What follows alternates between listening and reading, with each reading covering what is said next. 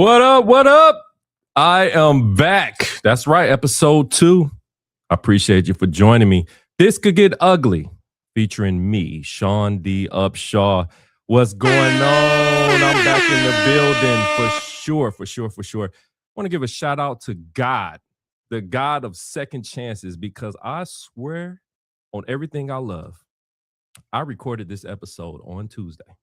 And if you follow me on socials, by the way, let me get that out the way. I advise you to follow me on socials. Very, very entertaining. Shaun D. Upshaw, ShaunDUpshaw. That's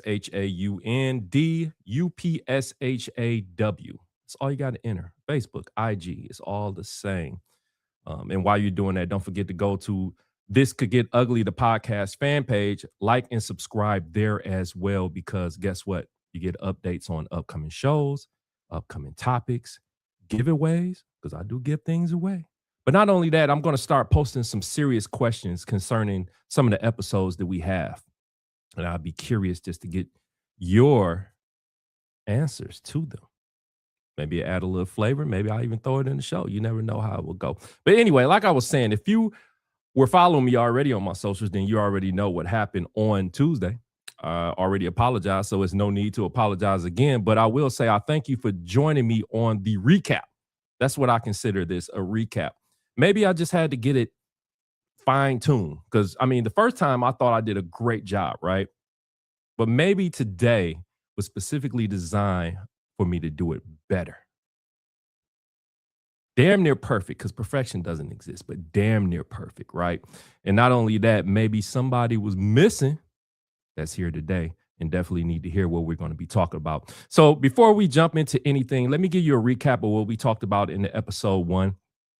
I basically introduced the status of modern dating and how it goes through shows like Pop the Balloon and Kendra G Singles. Now, keep in mind, I would never bash those shows. I'll watch both of them, especially for entertainment purposes. But what I have noticed, and since I started doing this, I will just listen to them, right? I'll put a headphone earbud, in my ear and just listen. I won't even look at the people. And it will surprise you if you start doing that, how people sound as far as when they're answering questions about dating and who they would love to connect with. And that's part of the reason why I wanted to do that show, just to introduce just modern day dating right now, but also introduce a structure. So if you was here last week, I hope you remember the structure. I only shouted it a few times, but if you're joining for the first time this week, I'm going to repeat what that structure is that I believe you should be doing in order when it comes to dating so you can get the best results. So I call it the 3 I's. The 3 I's, yes. And where it starts with number 1, information, number 2, interaction, and number 3, intimacy, right? So I stress information as much as I possibly could on the first episode, because I think that's key in order for you to understand just how important information is, or gathering information when it comes to dating, because dating leads to so much more, but you have to get it right in that phase in order for you to benefit with what comes after dating, right? So I was basically just trying to get you to understand some of the questions that you need to be asking as far as dating. But this episode is going to be a little different, right?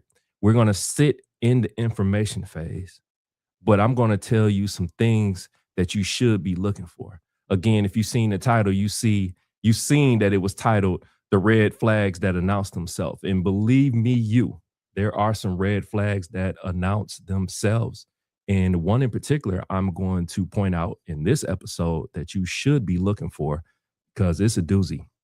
And it will have you in shock and awe once I introduce it, because a lot of people do it and they do it subconsciously, don't even realize it, right? So that's what this show is here for us to discuss it, because ultimately what we want is transformation in dating, transformation in our relationships, transformation in our marriages, and transformation definitely in our family dynamic.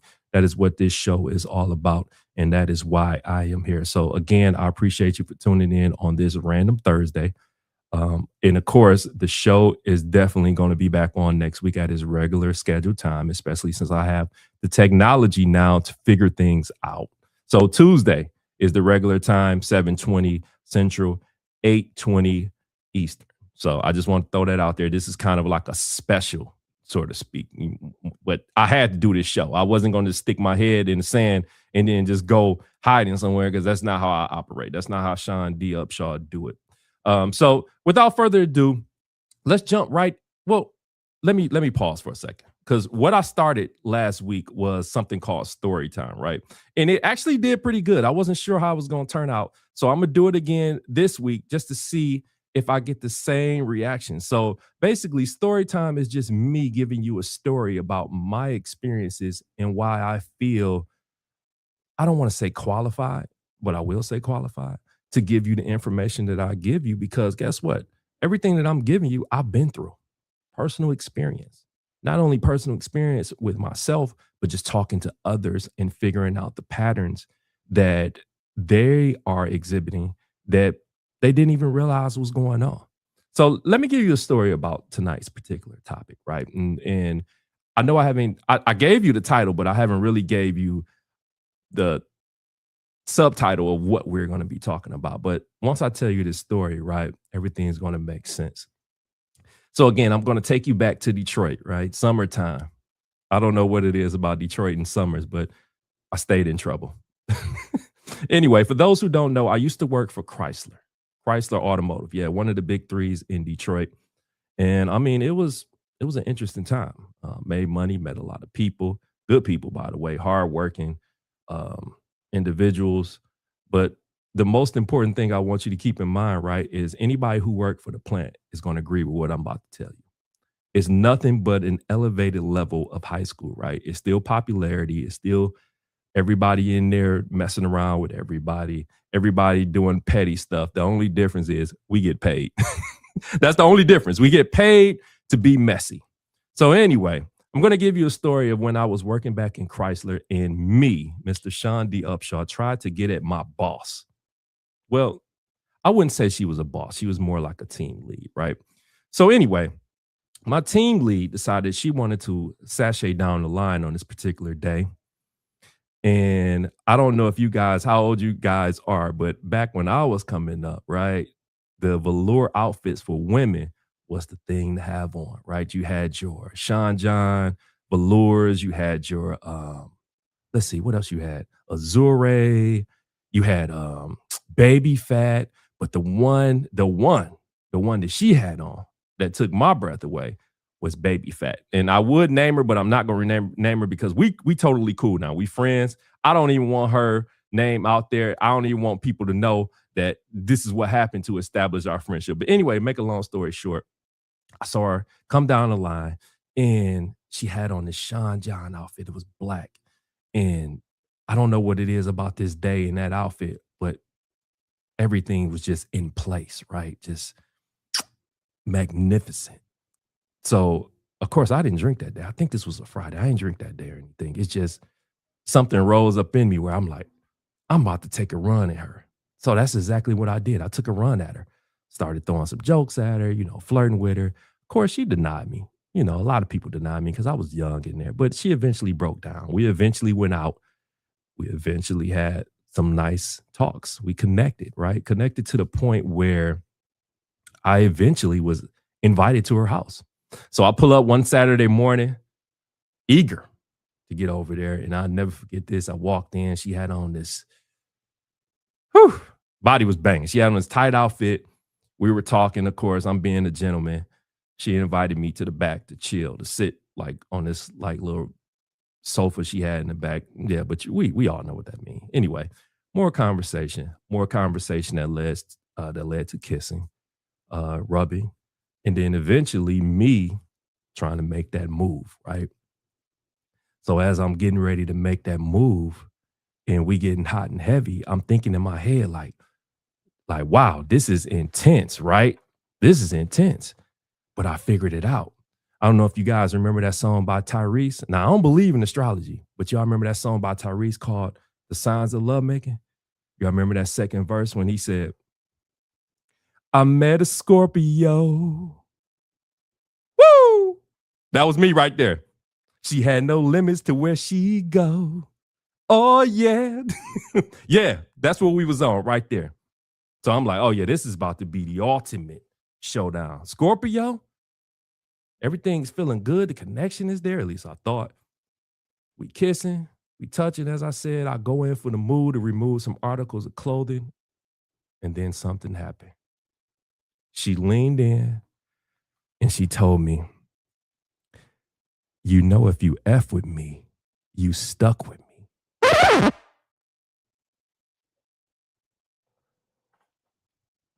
I leaned back and said, "Excuse me?" She said, "You know, if you f with me, you stuck with me."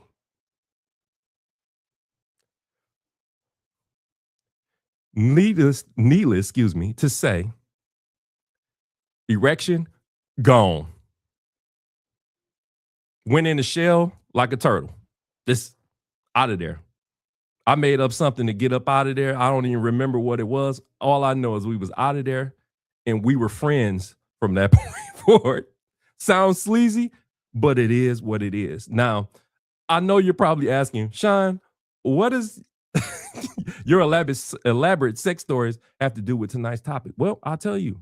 Tonight we're going to be talking about the hidden leverages in dating, right?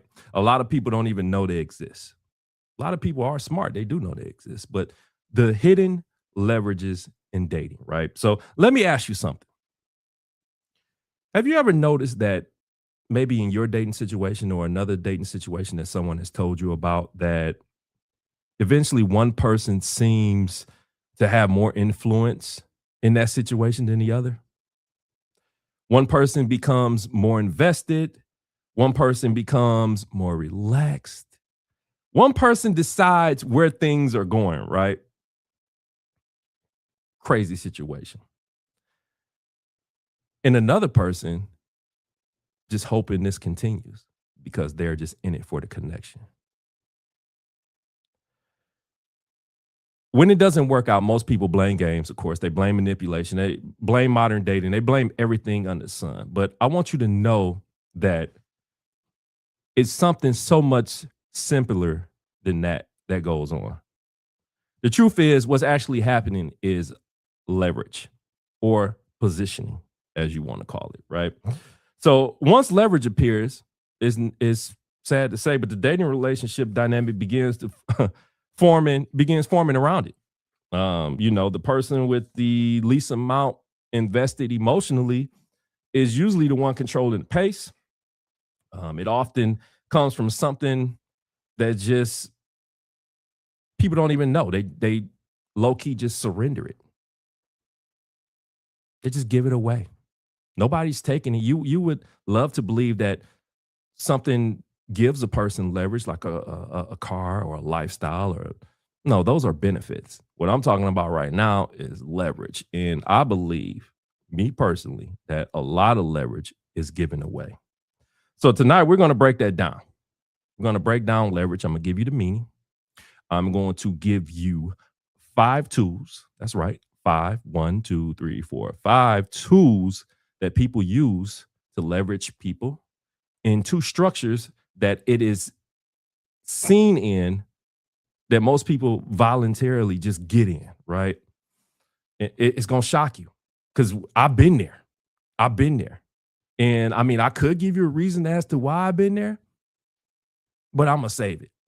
I'm going to save it. I'm also going to give you some things I've learned about why you do it. I'm going to give you how you lose leverage in the first 30 days. Excuse me. So, yeah, that's what I'm going to do. Tonight's show is going to be very interesting. So, let's start by talking about what leverage is, right? So, I got my notes. I showed you. Anybody who followed that video know I keep my notes. So, leverage is basically influence inside a dating relationship dynamic, right? It determines the pace of the relationship, the level of emotional investment, in the direction in which things move. The person who becomes emotionally invested first, like I told you, often surrenders their leverage.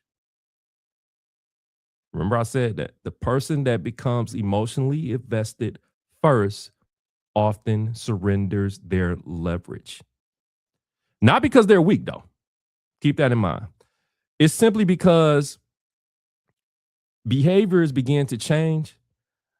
And when behaviors change, that person becomes more accommodating, more available, more flexible. And just those actions alone really shift the dynamics in the favor of the person that has least emotions in this particular situation. Right. So I told you what we're going to talk about. I told you I was going to give you 5 tools. So let's jump into that, right? Let's jump into one.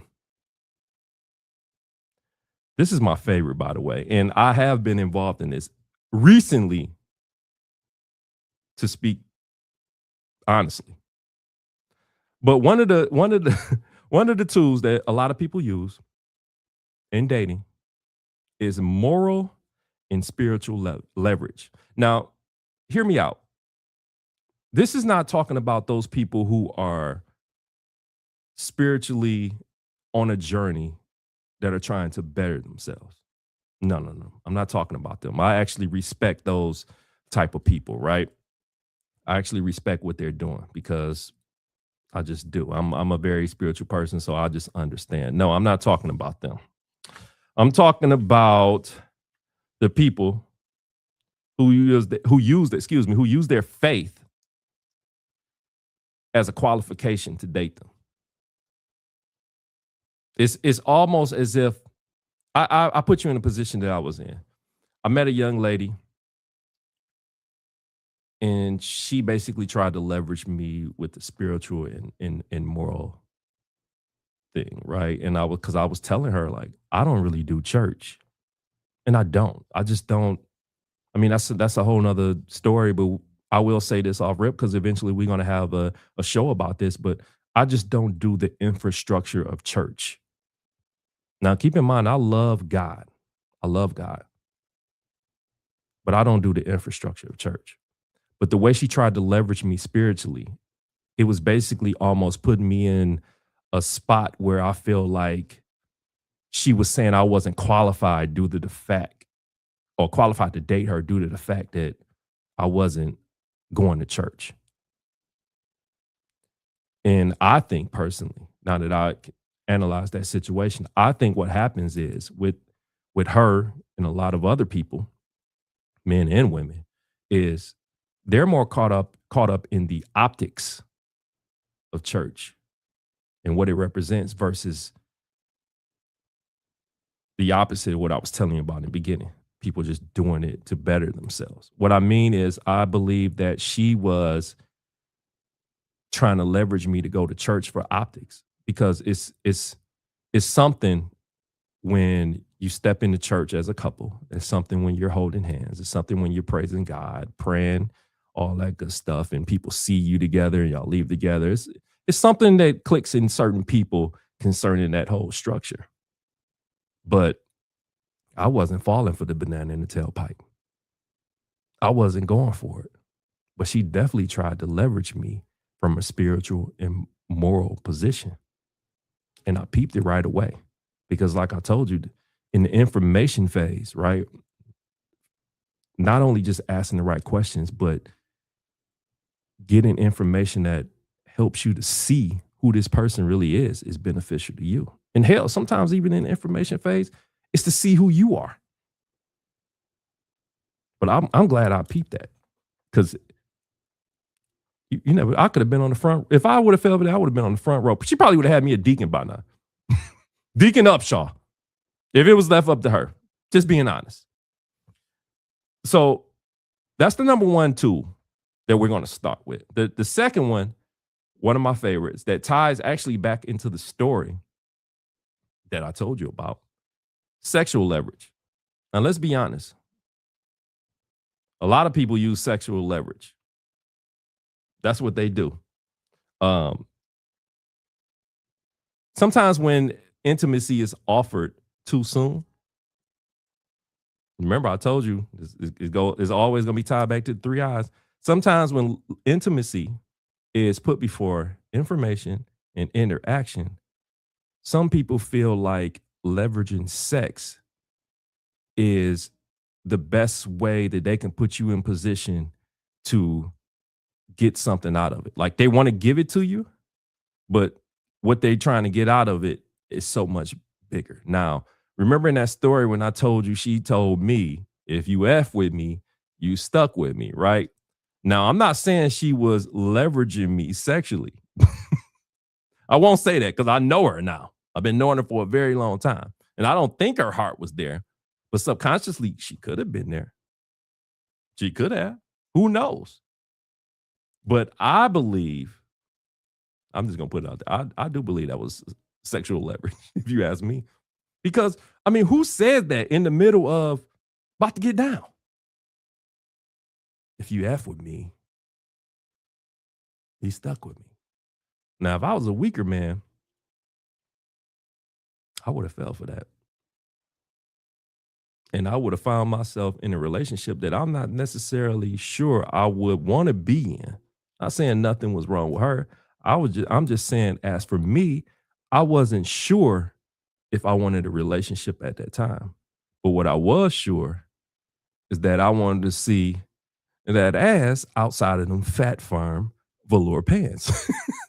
But all jokes aside, seriously, that's not the only way people leverage sex. People also leverage sex on the opposite end, which is withholding it. Now, don't get me wrong. I'm not talking about those people who are withholding sex for whatever spiritual reason you may be doing it, right? I told you before, I respect that. That's your journey. If that's what you want to do, cool. But in this particular instance, I'm talking about those people who leverage sex by withholding it, for a position of power later on down the road. They would much rather control the intimacy in the relationship. Again, I wouldn't have believed it. Now, if I wasn't a guy who experienced this, if I wasn't a guy who have talked to many individuals concerning this would be a perfect time to say, women do this. But women don't just do that. And this show is not about pointing the finger at women or men, because I'm an equal opportunist when it comes to pointing the finger of accountability and where it's supposed to be. No, this goes on both ends. Both ends, People will withhold sex in order to gain position later on down the road.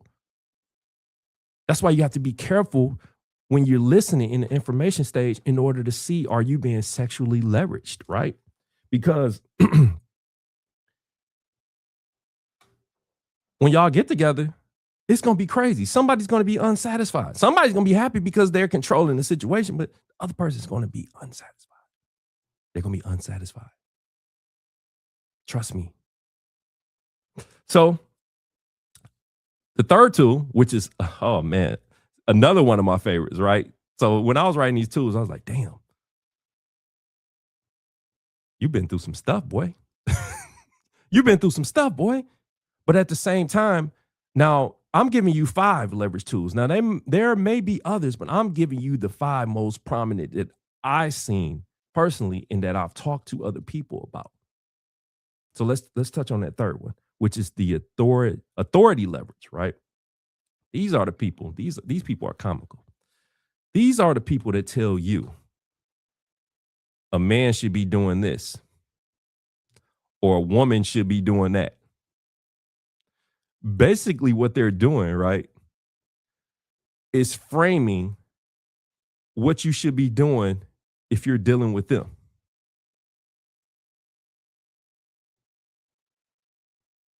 Red flag, flag on the play. Let's call it what it is. Flag on the play. I'm a person that I'm straightforward. I'm honest. I believe in seeing the writing on the wall. I might get a lot of backlash for this, but I'm just going to say it. A woman should not be telling a man what he should be doing, and a man should not be telling a woman what she should be doing. That's my stance, and I'm sticking to it, right? I'm sticking to it. I'm not changing my whole demeanor concerning that because I don't think you can. That's what makes us different, right? Oh, you have to love a woman for a woman, and you have to love a man for a man. But you can't be telling me as a woman what I should be doing as a man, and I can't be telling you as a woman what you should be doing. But a lot of people leverage that way. It's called authority leverage. People do it. Don't sit here and act like I'm the only one that have experienced that, because I know I'm not. It goes on daily. Hell, I see it in some of the videos that I see online, how people try to throw out that authority leverage, hoping somebody falls into it. It's almost, I don't want to call it entrapment. That's just a bad word to use. But for a weaker man, it probably is entrapment. Red flag either way. Stop falling for it. Let's move on to the fourth one, right? This one is interesting, and I have used it plenty of times. This is independence leverage, right? Independent Independence leverage is are basically statements about not needing anyone. You know, I'm this, I don't need you for this. But basically, it's communicating that if the relationship is lost or something, or the dating experience is lost, something don't go down, that you're good. Now, I'm going to be honest here, very transparent. I used to use this against people who try to sexually leverage me. Let me give you an example. If I seen a female was trying to sexually leverage me while dating or in a relationship, my rebuttal always would be, it's good. You don't want to give me none? It's good. Because you know what?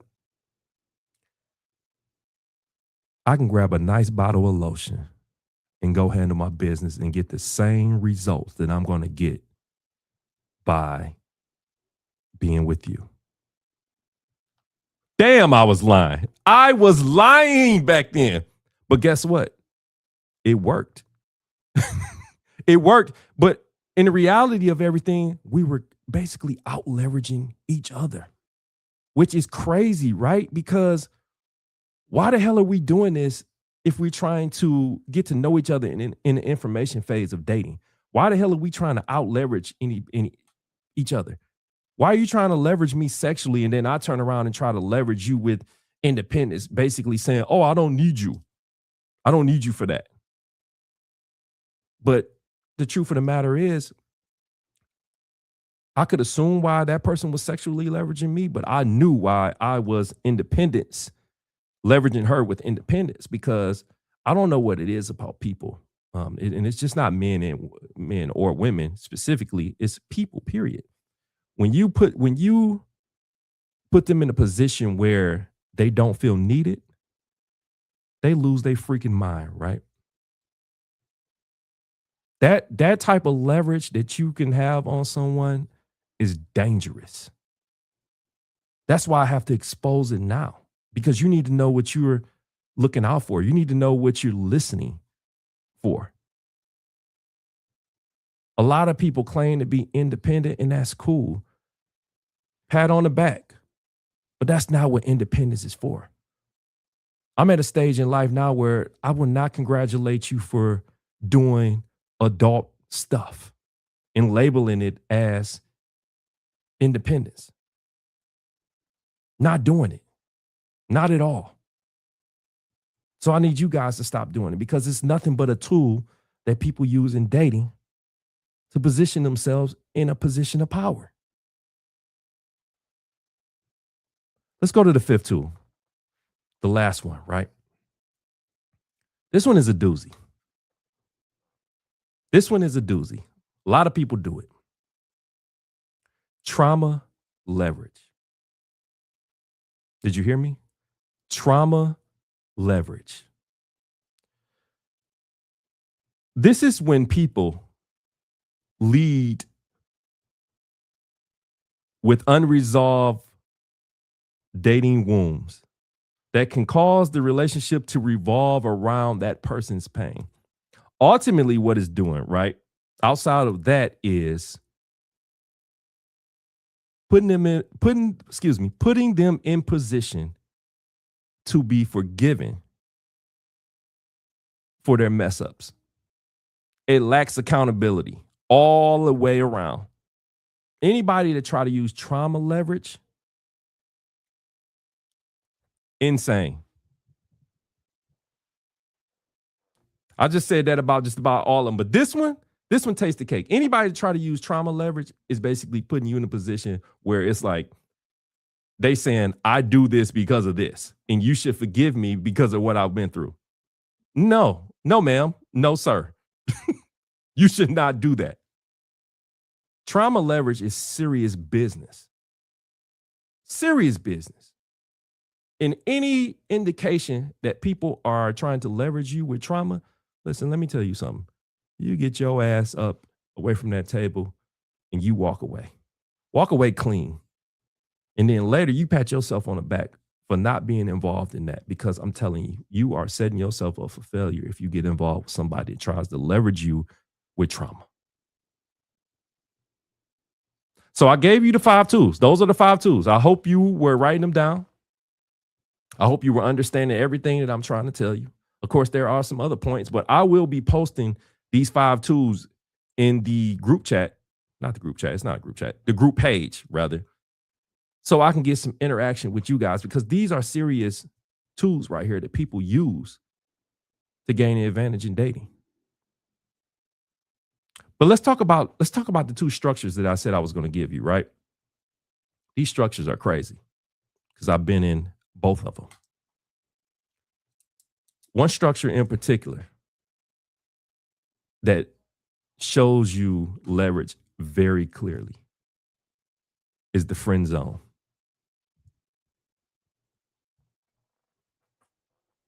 How many of you fellas, how many of you women have put somebody in the friend zone, right? And I'm not talking about those friend zones where you literally mean we are friends, like you my dog, like we are on that level. You know what I'm saying? I'm not talking about those. I'm talking about the people who have friend zone people, right? But still try to get the benefits of a relationship, but don't want to provide the clarity of what this actually is. And they know what they're doing. They know that this person loves them. They know that this person would do anything for them, excuse me. They know that they know, but they friend zone you. And what makes this even crazy, because I've seen it with my own 2 eyes. Hell, I've put some women there myself, I'm ashamed to say. What happens is you friend zone this person and your behind is still out here looking for someone to date, looking for your mate while this person is friend zone. And then what's crazy about it is they know this.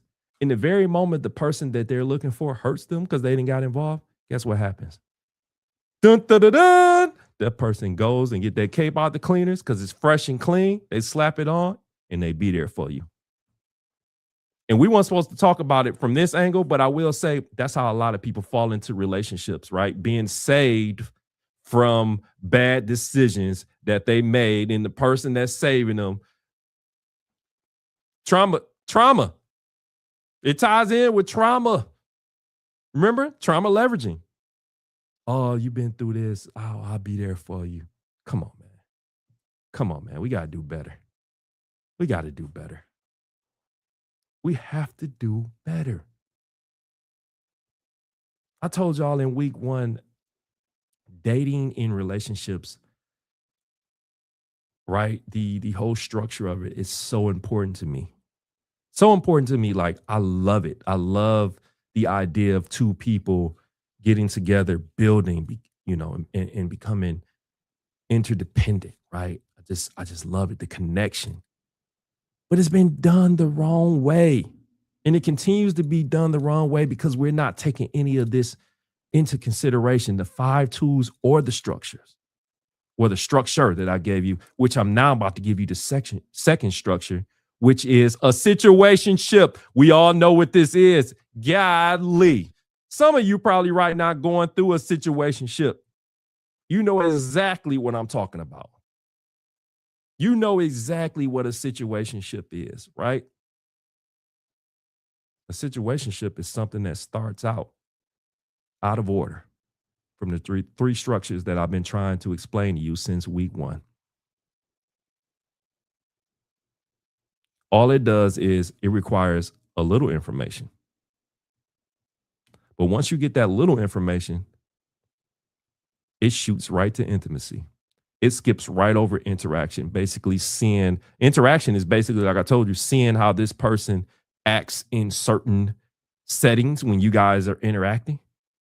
I mean, because ultimately you don't want to Ike Turner on your hands or somebody that can't handle stressful situations. But in a situationship, nobody really cares. You get the basic information. Sometimes it falls down to, oh, you're nothing like my ex. Sure, I can sleep with you. Oh, you're considerate? Sure, I'll sleep with you. Oh, you call me throughout the day. You give me attention. I'll sleep with you. Basically, what I'm saying is basic information, strong intimacy describes a situationship. The problem with situationships is someone eventually gets emotionally too tied up in it, and there's no clarity, is no direction. You know what it is. I've been in these type of situations where I cannot get along with a female in any other room outside of the bedroom. Terrible way to waste time, terrible way to waste time in dating, terrible way to lead into a relationship, terrible way to form something called a situationship. Terrible. Absolutely terrible. And now that I think about it, damn, Shaun, you was messed up back then. Holy moly. Holy moly donut shop. You were messed up. I was messed up. And I'm telling you this because I don't want you guys to feel a certain way, right? You can be accountable for your actions because we all mess up. We all been there. But now we in the stage where we need to get it together. We're getting older, we're getting more mature, we're getting wiser. At least I hope for all three of those is happening. But more significantly, we yearning for something, and what we're yearning for is structure. And that's exactly what I'm trying to give you right now. Starting with the three eyes, because that structure gives you exactly what you want at the end of the rainbow. Right? I'll stand on that. Now, I'm not saying my particular structure, you have to follow. I would advise you to do it, but I wouldn't tell you to follow it. But I will tell you, if you're not going to follow mine, create your own. Because obviously what you've been doing up to this point, it's not working. It's not working. So we need to find something that works, right? So that situationship, stay the hell away from it. That friend zone, not the friend zone where people keep it real and they keep it strictly platonic. No, I'm talking about that other friend zone. Stay away from it. So those are the 5 tools, and those are the 2 structures that we tend to fall into, right? So let me give you. Let's move on to something I learned, right? Sometimes, the reason you keep encountering, as I said, these same relationship dynamics is because simply what it boils down to is you're attracted to the same behavioral patterns. But why? Why? Let me tell you why. Fortunate for me, I work in a field where I get to talk with different people from different stages of life that do different things that contribute to society. This one in particular lady that I met a while ago, she was a sociologist. Yeah, I think that's what she is. She was a sociologist. Anyway, me being me, just nosy as hell, wanted to find out just about what she does and how it could, some of the things that she teach me can correlate with what we're actually talking about now. She taught me a term, a social behavior term called, let me see, it's called Oh, let me find it. But anyway, it's a social term that she taught me. Basically, it's saying that homophily, bam. I had to look at my notes. Homophily. Look that up. Don't just take my word for it, but look it up. It's spelled HOMOPHILY. Homophily. That's the term that she taught me. Right. And it basically means that people are naturally drawn to those who resemble them in identity and behavior. Interesting, right? Similar habits, similar environments, similar lifestyles, patterns. Remember we said we was talking about patterns. The uncomfortable realization with this is, and how it ties into this is, I don't know if you notice or not, but, and this is where it gets ugly. Cheap plug, I know, but I'm gonna use it. This is where it gets ugly. Your dating life often is a reflection of where you currently are. Whether you believe it or not, it is a reflection of where you currently are, not where you imagine you think you are, basically. It's not that.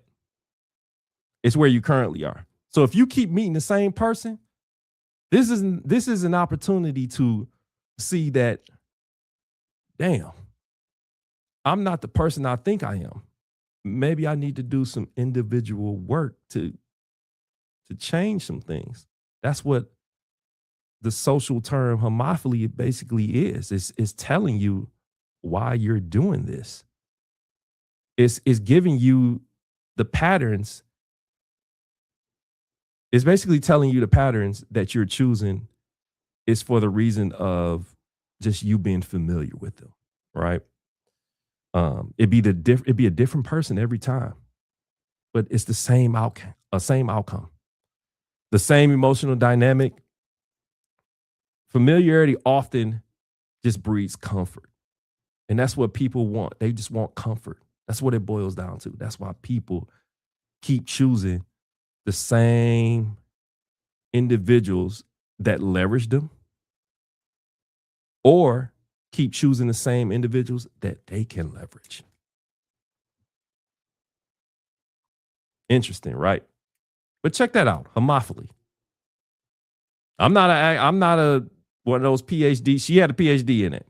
I'm just telling you something that she taught me that made me dive deeper into, damn, this really applies to everything that I'm teaching on tonight or talking about tonight or conversing with you about tonight, because subconsciously we choose who we currently are, whether we believe it or not. Now, in our mind, we might say, I'm here. I deserve this. I deserve to be with this type of person. But the reality of it is we keep choosing the person that our current life portrays. We were the that's the real of it. Now, whether you want to be accountable and believe it, that's up to you. But as I said, that's what I believe is going on. That's what I believe is going on. But guess what? It's a light at the end of the tunnel for all this, right?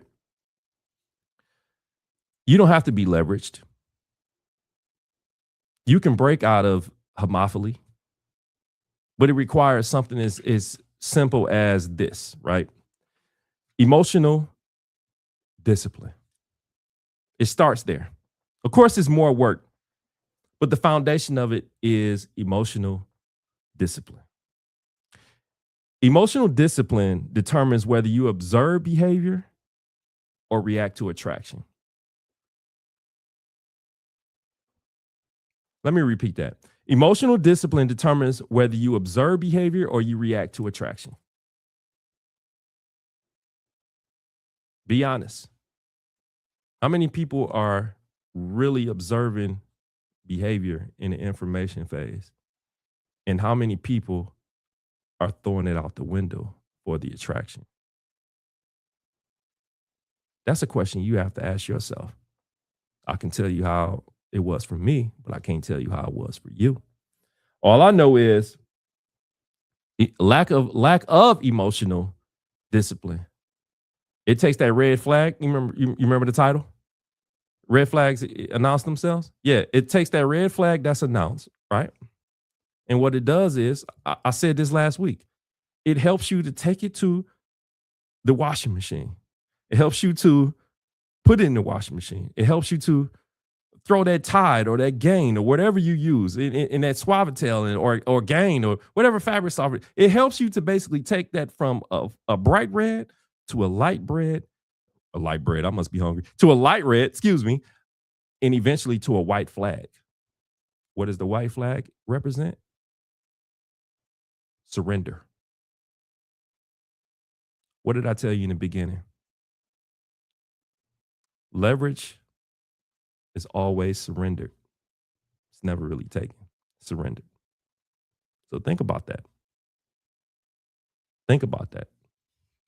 Now, before we tie all this back into the 3 I's, which you should already know by now, because I'm gonna beat this structure into you until you decide that you want to do it or start your own. I'm gonna check some of these comments. I'm gonna see what people are talking about, because let's see.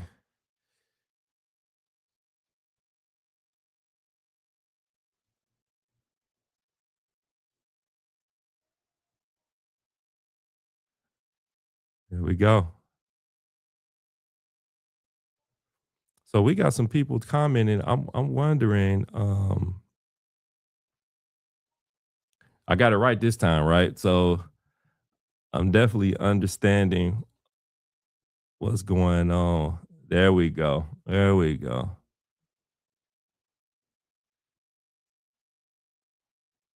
I see one of my homies in here doing what he do.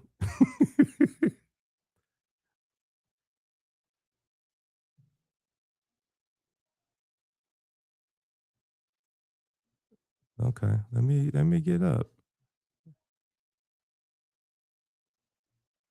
So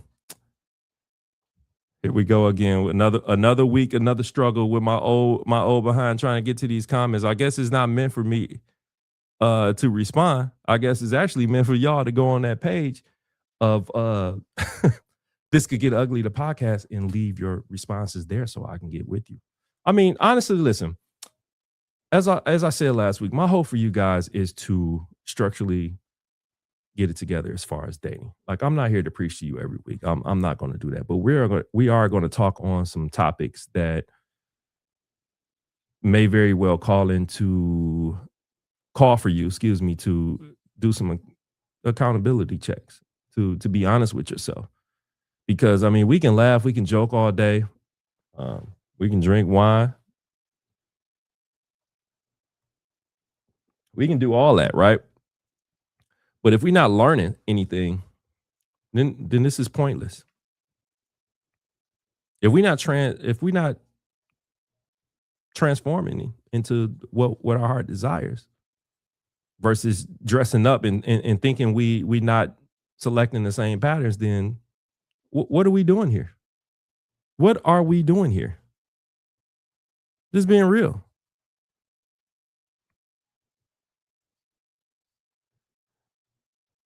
Oh, okay. I see. Yeah. Now I see the comments. We coming in here. Look, people saying, yeah, you did it. Listen, don't talk about me. I'm a little tech savvy, but I ain't all the way there. But we gonna get this together. Trust me, by week 18, I'm gonna be a damn professional out here. You feel what I'm saying? Y'all don't even understand. But no, I appreciate you guys for tuning in, right? I appreciate you guys for being here. So, as promised, I did say I was going to give you 3 moments people lose leverage in the first 30 days, right? So that's what I want to do right now. The first one, overinvestment in communication. I talked about this a long time ago in my first book, which, by the way, I'm going to say that's a surprise. Overinvestment in communication. That's basically just talking too much. There are times where you just need to shut up, ask the right questions, shut up, and just hear what is being said. Observe the behavior. Forget the attraction. Everybody's sexy to a degree. Everybody has something going on about themselves, right? But you got to get past that. You have to observe the behavior. So I'm gonna tell you what happens, right? If you're not careful.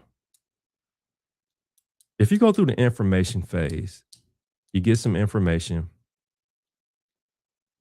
and you decide to move to the interaction phase. In the interaction phase, you see that the information that person gave you was faulty. They don't act this way in certain situations. They don't do that. What do?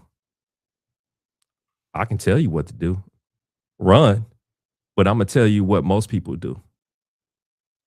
They forgive it. They forgive it. They get the information.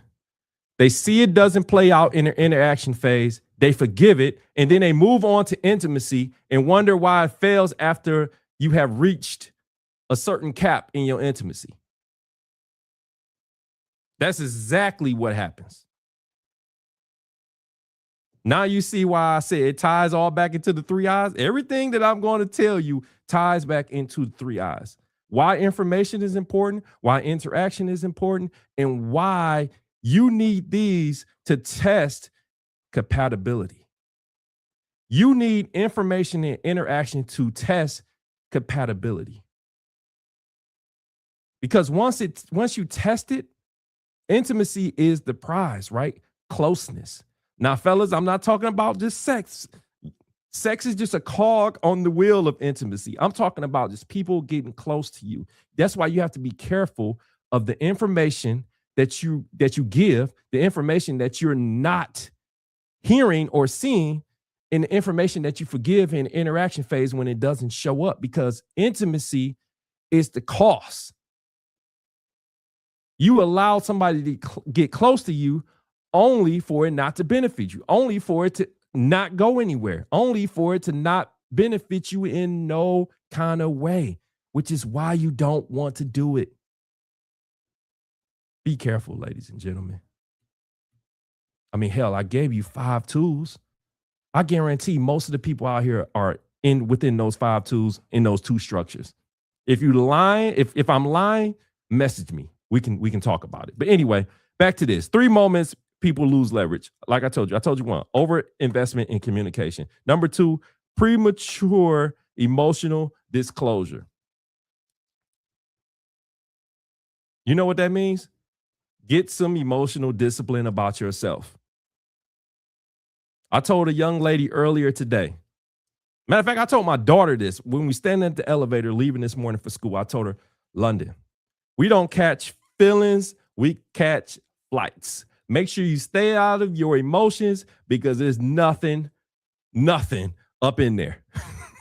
Nothing up in there that's going to benefit you in the long run. Stay up out your emotions. It's a time to be emotional and it's a time not to.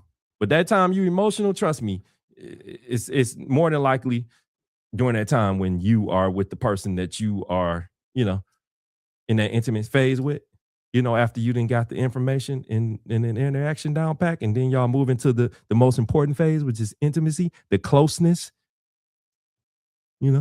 Birdman hands rubbing together. Yeah, the closeness, that's what I'm talking about. The third and final one is early emotional or physical attachment. You know how that happens? Moving intimacy up the ladder too fast. That's how emotional and physical attachment happens. I told you before how I used to combat sexual leverage by using the independence leverage. In the end, I got what I want because I don't know what it is about people. I'm telling you, when you say you don't need them, they lose their mind. And then they start trying to prove something. And then eventually they jump into an emotional and physical attachment, knowing damn well you ain't ready for none of that. Yeah, I'm not ashamed to admit I was a walking red flag. Thank God for small favors because I'm not there anymore. Real talk. So there are the 3 moments that I can give you of how people lose leverage in the first 30 days. Let me see. Comments.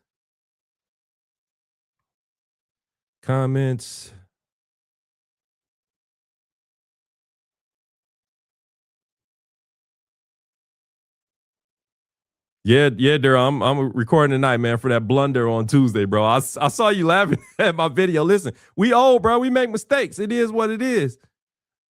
I appreciate you, Britt, loving the setup. I got something corny to tell you. I call this the dark room studio. You know why I call it the dark room studio? Because this is where things get developed. Corny, I know, but it is what it is. Don't pay me no attention. But look, I got it right.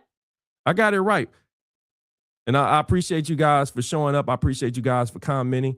One of the things I want to tell you in closing, right? I want to tell you that when you're going through dating,